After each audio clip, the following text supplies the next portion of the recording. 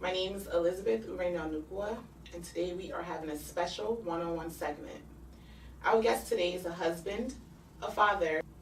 He's also known as a very popular MC in the Igbo community, Mr. Jonathan IHEROBIEM, also known as LOCO. Welcome, Mr. LOCO. Thank you, Rena. How are you? It's a pleasure. How are you? I'm doing well. Good. It's a pleasure seeing you again. Pleasure seeing you too. Good. Mr. LOCO is a very, very good family friend, and also a very popular man in the Igbo community. Yes, of course. That's what they say. But that's what we know. Okay. So as a man who wears many hats, what inspires you? Well, to be honest, my greatest inspiration comes from my mom.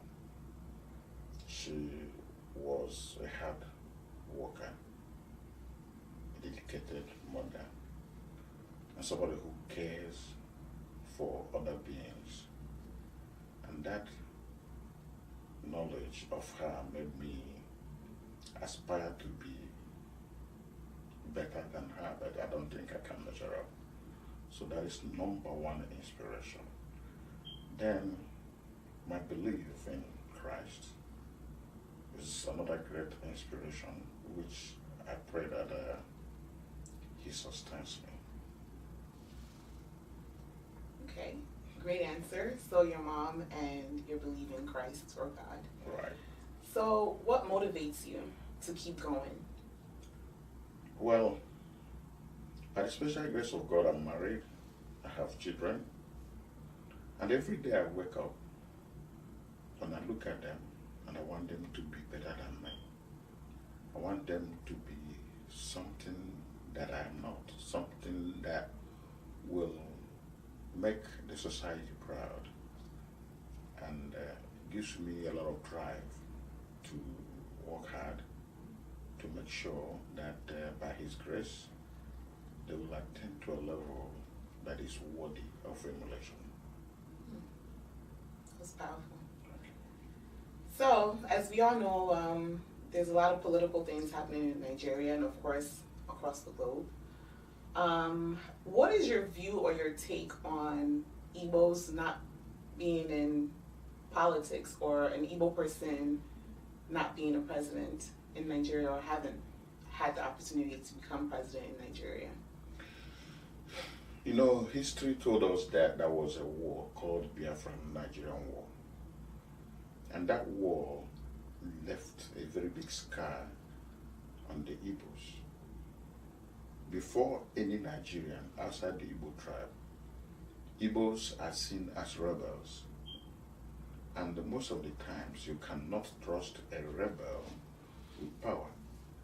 Though Igbos are not rebels, but other tribes are afraid that Igbos, when in that position, may redesign the platform, the Nigerian platform, to their own advantage. But irrespective of that, the Igbos are struggling, working hard to participate in the Nigerian political scheme. Mm-hmm. So they scheme well and try as much as they can to be relevant. But as far as the presidency goes, it will take a little while, and the Igbos coming together as a united front to be able to achieve that. Until then, it will be really, really hard. So, with everything that's currently going on in Nigeria, where do you see Nigeria heading in the next 5 years? If what is happening now continues, there is a possibility that Nigeria will split, or there will be nothing like Nigeria. Because number one, Nigeria ignored the constitution. So people operate without law. And any country that has no law, they don't have checks and balances. Now, Nigeria has no place. The leaders are corrupt. The police enforcers are corrupt. The legal platform corrupt. So there is no checks and balance. And if that continues, there'll be nothing like Nigeria. Because one day, somebody will wake up and do whatever they like because nobody is controlling them, nobody is punishing them. Even the government violate the laws of the land. So if they don't check themselves and they start observing the laws of the country will be decimated. And I don't know how. So Nigeria right now is basically an anarchy. Yes, because if you look at what is happening, look at the farmers. If a herdsman can go and kill people in their homes, destroy their farms, what happens to building a ranch for these animals? What happens to these cattle rearers having a ranch so that they can control their animals, their cattle in their ranch? Why can't they decide or have an agricultural system that works in America where they can store hares for those animals instead of trying to cause problems? And if you look at what is happening, the government is not doing anything. So it is completely in chaos. The country is chaotic right now because these people do things they like without being checked. And now, when you look at Nigerian news, they will say it's a fake news. Right. When we have relations of these people that have been killed by these herdsmen. So that means the authority, the government, they are lying to the citizens of Nigeria. Right. So if given the opportunity to speak to the country leaders in Nigeria, what advice would you give them? Now, in Nigeria is easy to be governed. Number one, to eliminate tribalism in politics, I would advise Nigeria to go in for a two political system, possibly a third one, like we have here. Either you're a Republican or a Democrat or independent. That way, an Igbo man will not say this is an Igbo party. An Hausa man will not say this is an Hausa party. And a Yoruba man will not say this is a Yoruba party. So they will be glued by principle of the political engagement. And when that happens, an Igbo man can now factor out a game plan to form an alliance with either the Yoruba or the Hausa, or vice versa. Or the three can team up to form that group and have certain political agreement or contractual agreement whereby the leadership of the party can be rotated. But otherwise, how can you go to a country and have 50-something political parties? That's true. People come there to make noise. But if it's limited to 3 parties, then the best of the candidate wins. Now, the second thing that will happen in Nigeria for peace is policy arrangement. Now, go to Lagos. The wharf is highly congested, whereas we have Onne, Port Harcourt, whereas the Niger Bridge can be dredged, whereas the Oguta Lake can be dredged, whereas the River Benue and Lokoja area can be dredged. That way, we will decongest the port, and the consignments will be going to all these other ports. Now, that will bring employment to all these areas. But go to Lagos, you may stay in the road, that wharf road, for 5 hours. Yeah. You couldn't go anywhere. But why can't they decongest that? Another thing that must work in Nigeria to be stable politically is to have state police. Why state police? If you look at America, New Jersey have their police. And not only that New Jersey have their police, every county has their police independent of other counties. City of Newark has the police independent of that of Irvington, that of Union. It's jurisdiction. Right. Yeah. If we have those jurisdictional police system in Nigeria, it will work. Look at governors. I would suggest that governors should not have immunity. Because of immunity, they go haywire, breaking the laws. And there's lack of accountability. They are not accounting for Right. anything. They do anything they want that pleases them, and nobody questions them. Then the law or the legal luminaries don't do nothing. Why? Because the governors pay them. They are in the governor's pay list. So they don't do anything.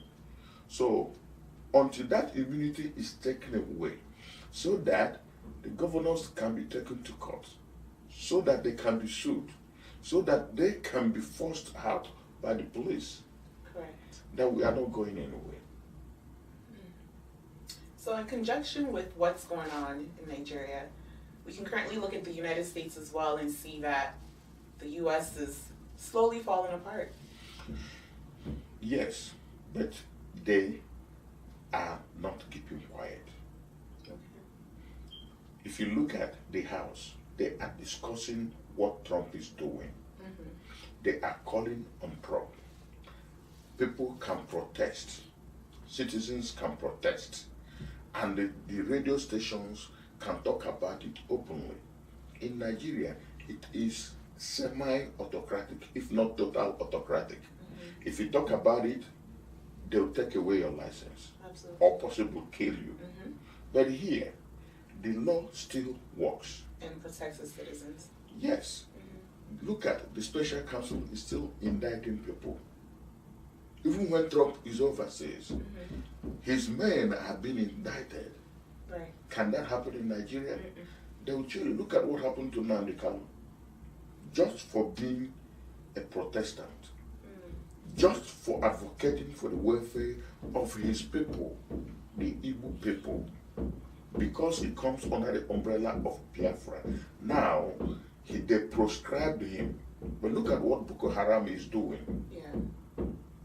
They did not proscribe Boko Haram, but they proscribed innocent protesters. See, so that is the difference. Here, people march. They go to the government house. Yes. Look at what happened to the Commissioner for Environment, or Minister for Environment. Yep. A lady walked to where he was dying and said, look at my child. Yeah. If this is your grandchild, how would you feel? How would you feel? Yep. The next day, what happened? He resigned. Yes, he did. Can that happen in Nigeria? No, it If can't. that happened in Nigeria, that lady will be jailed. Possibly the child will be killed. Look at what is happening with the immigration. Yeah. The government is working. Yes. Now, in Nigeria, we don't have an immigration. It doesn't work.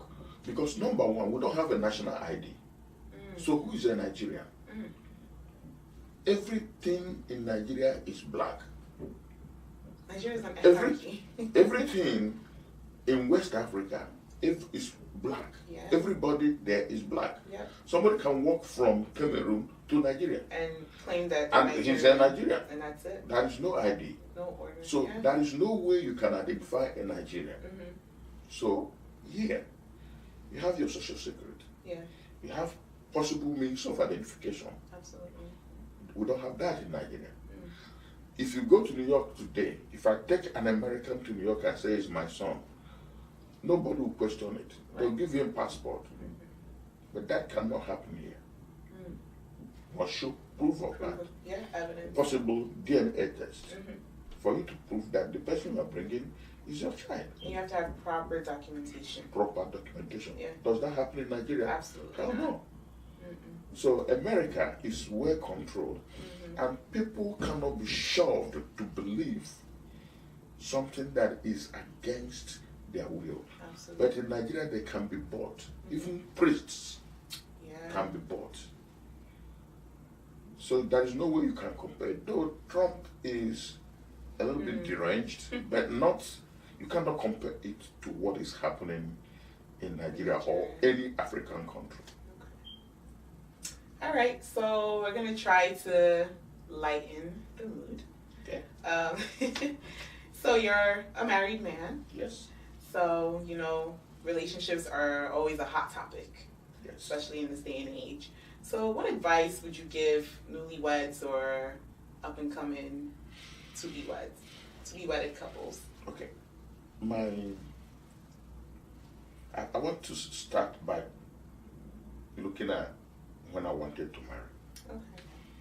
When I wanted to marry, I looked at one thing first. I wanted somebody that would be there for me. Number one. And in Igbo community, the way you make choice most of the times is look at the parents of the person you want to marry. Because in every child, there must be an attribute of the parents in him or her. So I looked at, when I found the girl I wanted to marry, I looked at the family. I saw they are good families. I saw that my father-in-law and my mother-in-law were living in peace. And I decided maybe it will work out for me because my own parents lived in peace. Right. Now, that is one thing. The next thing is, I believe that every man lacks something. When you are looking to marry, you are looking for somebody to fulfill you. Now, if you cannot get somebody that will fulfill you, that marriage will be destroyed. Some people look at money. Money do not fulfill people. Some people look for things too materialistic. They help, but they do not fulfill people. Otherwise, why do rich people kill themselves? Now, what do I mean by fulfilling? There are things that make a partner to be fulfilled. One, truth. If one always tells the truth in a relationship, you avoid doubts. Right. Two, forgiveness. People make mistakes. If they truly confess, forgive them. Three, compensating for a void. Every man has a void, every woman has a void. But somehow we'll find something to compensate for that void. And that is a compromise.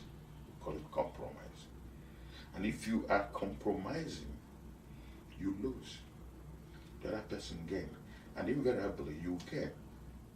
Because you can accommodate that person's misfit, something, his shortcomings or her shortcomings. Then, the other thing is, people say cut your coat according to your size. I don't say that. I say cut your coat according to the fabric you have. Now, why do I say that? If you earn $10 and every day you buy $20 clothes, living beyond your means. yes, then you cause problem to your life. Yeah. Now, you see somebody is doing a hairstyle of $50 when your husband can afford $10. That will create problem because that man will be dying in silence. Yeah. So, if you live within your means, you don't have problem. Another thing that keeps marriage is God. If you look at the oath we take during marriage, if you can look at it every day, like a Bible, for better, for worse, for this, for that, you find a way not to break that oath. But if you ignore it and move forward, there's possibility you break that oath. Little things, good morning, or how are you today? Those little things, if you don't say it, maybe he doesn't care anymore. So affirming your partner. Yes. Okay. Very important. Always. It's very important. Okay. If you don't, you lose it. Absolutely. And you're also a father. Yes. How many kids do you have? I have 4 wonderful kids, and I'm graciously blessed. And they were all born here? They are all born here. Okay. So how do you, observe the Nigerian or Igbo culture to say, or how do you implement values while raising kids in the U.S. of Nigerian descent? Well, I will start by saying that when in Nigeria, when you ask most parents, they say, "Oh, these are American kids." By birth, yes, they're American kids. My kids are Nigerian kids. They are Igbo kids. Absolutely. I speak Igbo to them. They eat Igbo food. It's only when I want to give them a treat, I take them out to eat out. But what I eat, they eat. What I drink, they drink. I show them who is their uncle, who is their cousins. And I make it a point of duty. I go to Igbo Catholic Church, not because it's the best, but because I want them to know that they have families. Yes. Now, and I want them to know that the Igbos, the Nigerians, live a communal life. Absolutely. Unlike here. We eat from the same pot, the same plate, so that they will know that back home we can eat from the same plate without feeling awkward, eating with your brother or sister. Drink with the same cup without feeling awkward. Now, another thing that is important is let them know the value of family. Let them know that. I took my kids home. My sister said that I threatened them with poverty. I said, "What do you mean?" She said that they drink Gary. I said, "Yes, I drink Gary with them in America." "Oh, I eat Oba with them. They watch African movie more than I do. So, what do you want?" So, because they eat these things here, when they went to Nigeria, they weren't foreign. Now, I told them I'm going back to Nigeria this December, and they said, "Oh, Daddy, go with me, Daddy, go with me." Because I made them know that what I have in Nigeria, I can't afford here. I made them know that the family they have in Nigeria is more united than the family you see in America. So they're jealous being home. They want to be home. They want to be home because I made them feel that they are Nigerians. I made them feel that they can survive anywhere as a Nigerian, as an Igbo man, as an Igbo woman. And they see that every day. Okay. So do your children speak the language? They don't speak it fluently, but they understand everything you tell them. Okay. They may not speak it as me and another person that is brought up back home. The reason is this. Language is a practical thing. If I take my kids to Nigeria today and leave them there for 6 months, they'll learn the language. That's why if you want to learn Spanish here, they'll take you to Spain, where everything you do is Spanish. If you want to speak French fluently, you go to France. Everything they do there is practical. English, if you come from Jamaica or say Spain, or you come from Puerto Rico and you come here, you do ESL, English as a second language. Why? You have to communicate in English. And the only way you can do that effectively is constant practice. And remember, this place is so crazy with job. Mother works, father works, know that relationship. So your kids leave your house in the morning, you don't see them till 4:30. And who do they see with? People that speak English. Okay, so I have to interject. So, Yoruba kids speak, a lot of them tend to speak their language fluently. Yes. You see Chinese kids, Yes. Spanish children, Right. that are all residing in the United States. Okay. They all speak fluently. Now, do you know what happens? If you go to every Igbo family, both parents are working. That is not obtainable in the Spanish community. The man works, the woman stays home. The same thing is applicable to the Yorubas. I give you my cousin, the wife, the mother came here when they had their little kids. The woman doesn't speak English. Every one of those kids speak Igbo till today. They speak and write Igbo. Do you know why? Because somebody was always there teaching them the language, speaking the language. And there's another that says catch them young. Yeah. Now, that grandma caught them young, spoke the language when they were young, and they listened before they moved. In Germany, they don't teach any child a different language until they are about 10 years old. They speak German all the way. Now, can you imagine having your mom babysit your own child and speak Igbo from day one? Oh, yeah. They'll speak Igbo. Absolutely. So that is why, if you look at most Yoruba men or women or families that their children speak Yoruba fluently, that is one of the parents is not working. Our parents, the Igbo parents, go to work. Yeah. And the father is working, the mother is working, and sometimes the father is doing 2 jobs, the mother is doing 2 jobs. And the kids end up with a babysitter. Yeah. Who assume those kids don't speak Igbo or don't have need for Igbo, they speak English. So we have a family friend, and like you say, in America both parents work. Yeah. They're of Yoruba origin, and both parents work. So the little girl, she understands Yoruba, but her babysitter's Spanish. Right. Guess what? She understands Spanish. And speaks it better. She does. So practice. Yeah. And who is there? Who is her there? babysitter? Thank you. That's Spanish.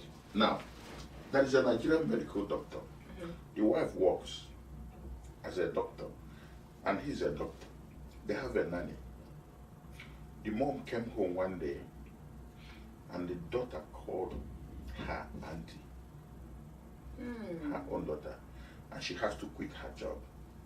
To be more present. Yeah. Because the only person she knows as a mom is that the nanny or the babysitter. Yeah. So that applies to language.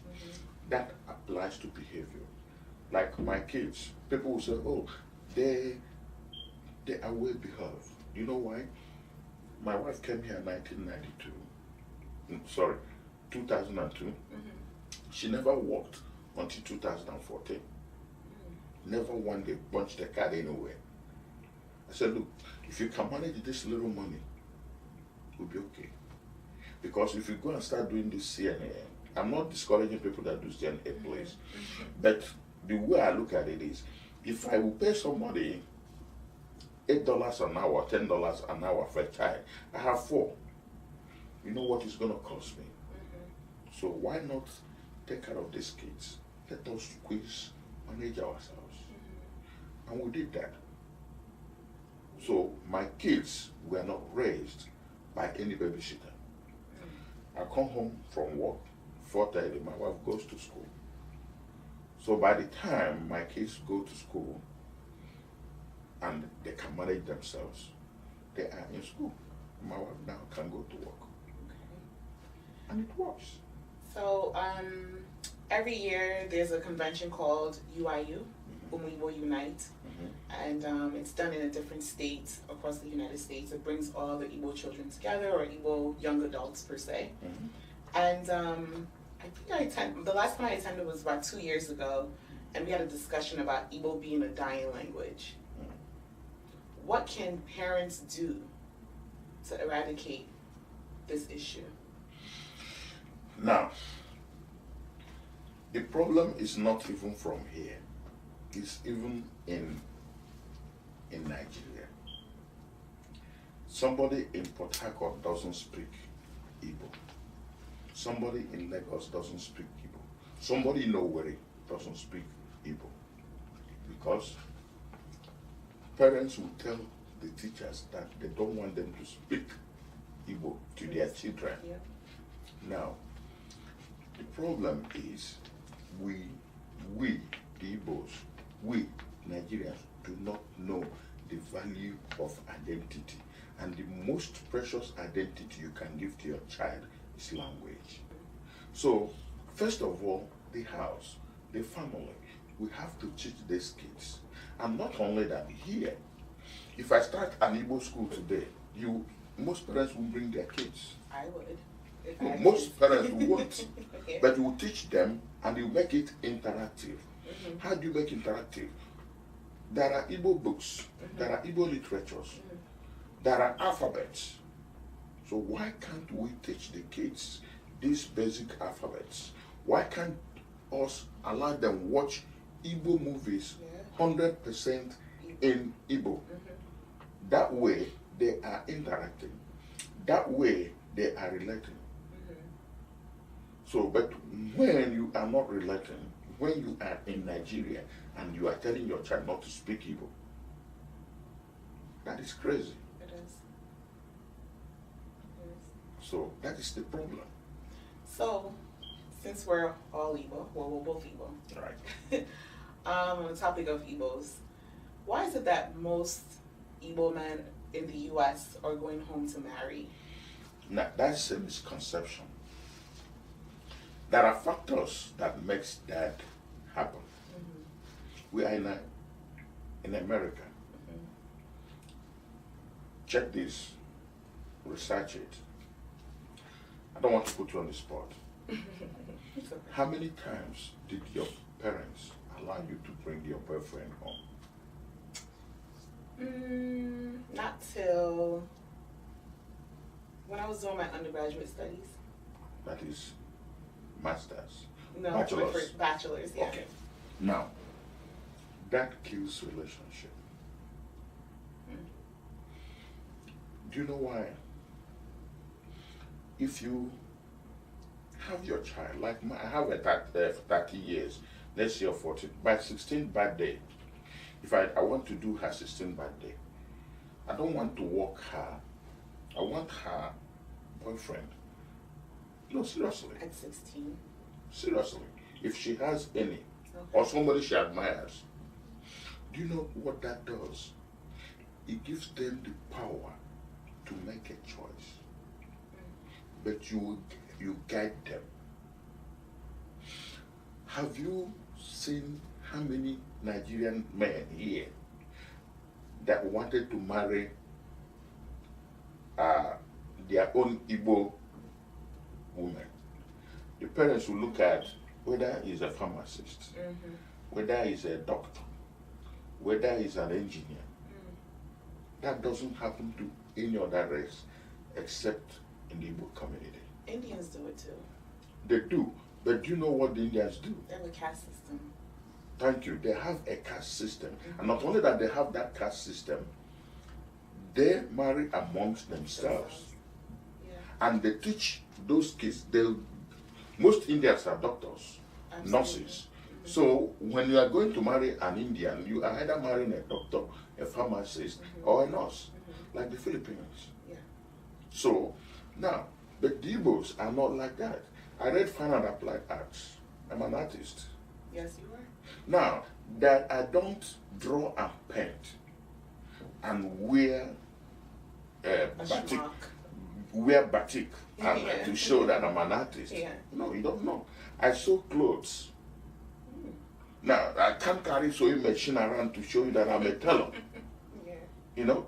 But what matters is, can you sustain a family?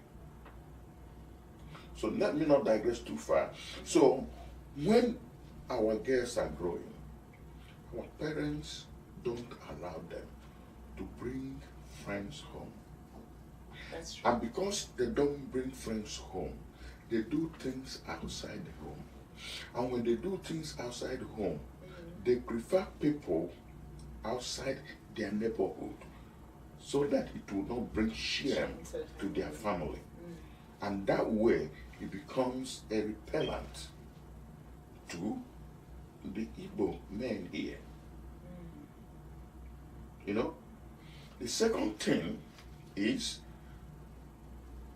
most men that come here have a fear of whoever they married here not going home at old age. The reason is this. Most people that were here before us, most of them were not going home. Say, my daughter 18, you have an Igbo man, young man, your age, that is reasonable. You are welcome. Stay in the living room. Leave them, go to your room and stay. Because you know they are in the living room. They will feel you trust them. Yeah. They come, oh, John, what do you want to drink? Did you eat? Maybe can you make some food? They feel welcomed. When they see that you are showing an interest, they start developing interest. If they are doing a graduation, oh, maybe what did you buy John? Give him something. So when that relationship is working, if it's December, oh, you want to go to Nigeria, let's go together. Tell the father, you go. When they go and see that they are comfortable in that family, they will come in. That's true. So parents push their children away from each other. A lady, before God and man confessed, said, I don't know what I did. Some men here from whom wanted to marry their daughter. So, and their parents were looking to heaven to get a husband from heaven. So one day, the mom said, all your friends are married and you are here. And the daughter said, do we buy them from Walmart? You don't want us to go out with friends. You don't want to go to club. You don't want to go out to Nigerian parties. You want us to go to Walmart and buy a husband. You know? The Americans said, do not be a helicopter parent. Don't hover around your kids. You monitor them. You know where they are. But don't just hover them or be a helicopter parent. Everywhere they go, if they go. No. If they want to be silly, they'll be silly. I don't care how long you do it. So that is one of the number one thing that happens. And because of that, instead of them bringing in their friend, they go to their house. And they wouldn't go to an Igbo person's house. They go to a Jamaican person's house. They go to a Puerto Rican person's house. That is people that know how to welcome others. And they end up marrying them. Okay. So during our conversation, you mentioned that you're an artist. Yes. And that you also sew. Yes. What other things do you do that, the Igbo community does not know? Well, you know I'm an MC. Yes, and I do public speaking. I speak at different events depending on what they want me to speak on, and I make it interesting and fun. So I spoke at Livingston Golf Course to parents, and a lot of people came for fundraising, and I spoke to somewhere in Philadelphia for the activities. So, but that is something that I like doing. I like talking. I was a teacher, I'm still a teacher anyway. Yeah. So it all depends. So do you have published artwork? I have paintings, but I have never sold any. The reason is because I'm waiting for time to do an exhibition. Before I came to this country, I was the chief designer and production supervisor to SIO Industries. So that was 89 through 91. Then all the handbags, all the tracksuits that were used those days in Nigeria, I designed and sold them. So if I was still in the bag making industry, I'd be competing with Michael Kors. So over 20-something years, I left the business. Though sometimes I saw, like when I saw Dagamasin do his thing, I was telling them that, look, these bags are things, you don't need to go to Nigeria to do it. I can just stay in my room and give you, put it together and give you one of the best designs that you can imagine. So these are things I do. I do jewelry. So I have masters in metal smithing. So I have chalices, a So lot you of do works. everything. Well, it's an artist thing, so, but, and I write. I write, but my writings are a little bit metaphysical. Okay. You have to grow to a certain level of maturity to like my piece. Yeah. Okay. Thank you so much for your time. Thank you. Very interesting. I never knew all these things about you, and you've known my family for so many years. Yeah. Would you like to leave a word of encouragement to the Igbo people in New Jersey?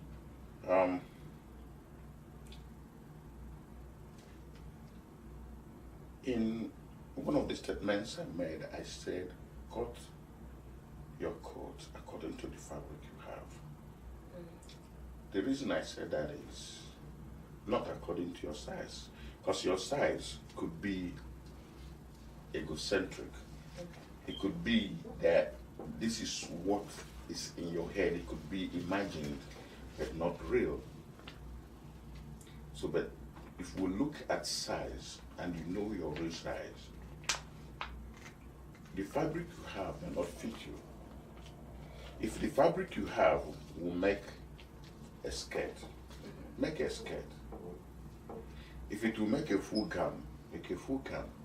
So live according to your means. If you live above your means, you are creating unhappiness for you and for your family and for your children. And when you do, you stress yourself, you die. So my own thing is to change that thing, cut according to your size, but to the fabric you have. It's true. There was a quote that I read this morning. It says, when someone dies, people eventually forget about you. So don't live your life trying to please people or to impress people. Right. And that's all it is. But again, when you are pleasing people, you are doing yourself a disservice. The only thing I would like somebody to impress people with is their integrity. Yeah. Not the physical means. Because integrity is honorable. Yeah. And when you are honored by the way you carry yourself, by a principle that is highly distinguished, by a behavior that is highly sellable, then that drives you beyond your debt. See, that is what it is. Yeah. Yeah. Well, thank you so much for your time. You're welcome. Thank you.